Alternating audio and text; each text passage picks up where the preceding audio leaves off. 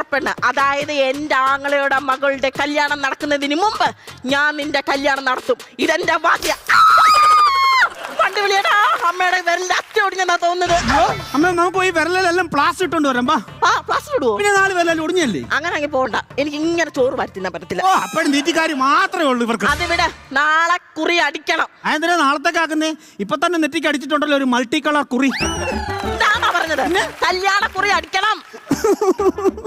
അറിയാതെ നമുക്ക് തിളക്കമുള്ള ഗണപതി പാപ്പയുടെ ഫോട്ടോ തന്നെ കല്യാണത്തിന്റെ ഫ്രണ്ടിൽ വെക്കാം. എനിക്ക് വേണ്ടെന്നല്ലേ പറഞ്ഞു. എടാ കല്യാണ കുറിയും കൊണ്ട് നീ തന്നെ വേണം അമ്മാവിന്റെ വീട്ടിൽ പോയി വിളിക്കാൻ. ആ കുറി കണ്ടിട്ട് അങ്ങേര് ഞെട്ടണം ഞെട്ടണം ഞെട്ടണം. അതെന്നാ ഞാനും പറഞ്ഞത്. ഇവിടെ ആരുമില്ലേ? അമ്മ മുറ്റത്തൊരു ചുമ വന്ന് നിൽക്കുന്നു. പോടാ, അത് നിന്റെ അമ്മാവനാ. അപ്പൊ വെറും ചുമയല്ല, വില്ലൻ ചുമ. ഇയാളെന്തിനാ ഇപ്പൊ ഇങ്ങോട്ട് കെട്ടിയെടുക്കുന്നത്? നമ്മുടെ വീട്ടിൽ കുറെ നാൾ കഴിഞ്ഞ് വരുമല്ലോ, അങ്ങനെ പറയരുത്. എനിക്ക് ഇയാളെ കണ്ണിൽ പിടിക്കത്തില്ല. എനിക്ക് ഇയാളെ കാണുക വേണ്ട.